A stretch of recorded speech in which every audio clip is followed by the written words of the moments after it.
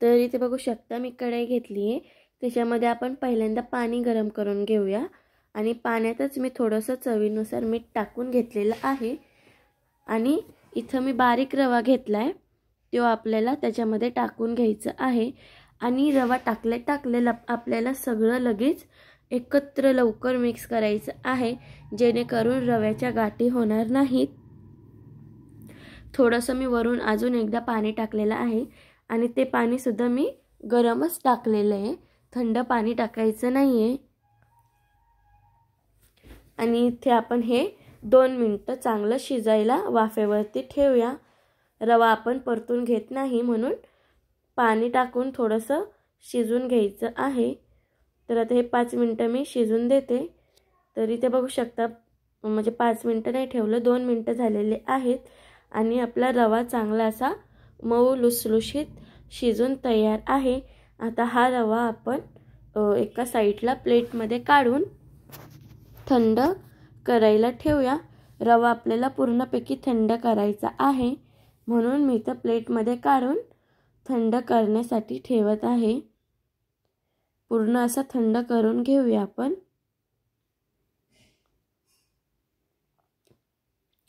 तसंच इथं रवा आपला थंड झालेला आहे। मी एका परातीमध्ये सगळा रवा काढून घेतलेला आहे आणि त्याच्यात 3-4 बारीक चिरलेल्या मिरच्या आणि थोडीशी कोथिंबीर आणि 1 चमचा दही टाकून चांगलं मिक्स करून घेऊया।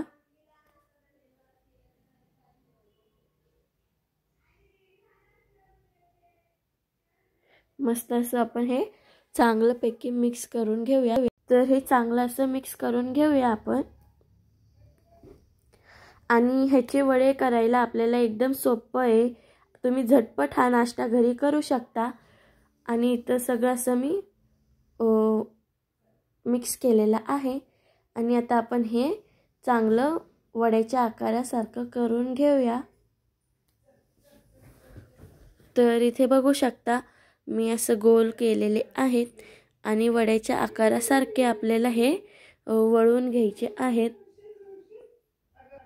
तर इथे बघू शकता मी कसं वड्याच्या आकारासारखा ह्याला आकार दिलेला आहे। तसेच आता मी सगळे वडे करून घेणार आहे।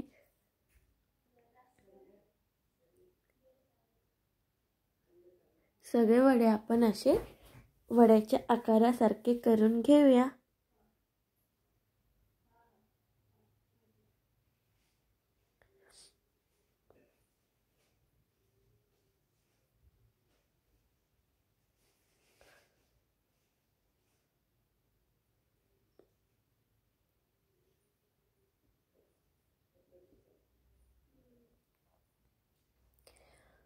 तर इथे बघू शकता आपले सगळे वडे तयार झालेले आहेत आणि मी इथं तेल गरम करायला ठेवलं होतं, ते सुद्धा आपलं गरम झालेलं आहे। थोडंसं आधी टाकून बघूया तेल गरम झालंय का। तर इथं तेल गरम झालेलं आहे। आता आपण सगळे वडे असे मीडियम फ्लेमवर चांगले लाल होईपर्यंत तळून घेऊया। वडे तळताना आपल्याला सारखे हलवायचे आहेत, जेणेकरून आपला वडा फुटणार नाही।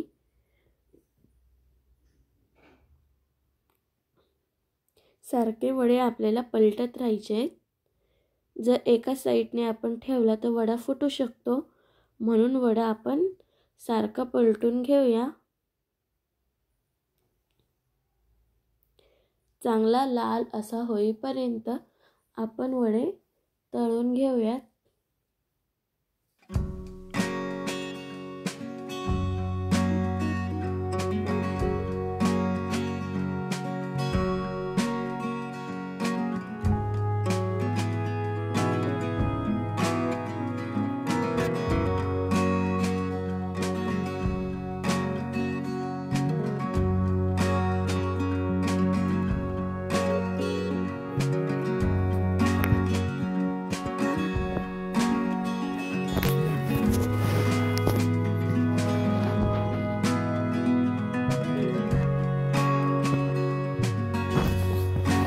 तर इथे बघू शकता आपले वडे असे चांगले असे लाल झालेले आहेत।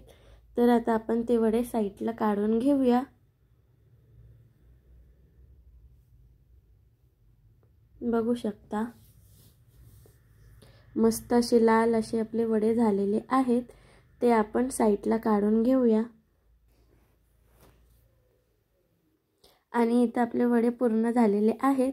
मी इथं सांबार घेतले आणि वडा बघू शकता मस्त असा कुरकुरीत सुद्धा झालेला आहे। आतून सुद्धा चांगला असा पोकळ झालेला आहे, बघू शकता। असं जाडसर वाटत नाहीये, पूर्ण पोकळ झालेला आहे।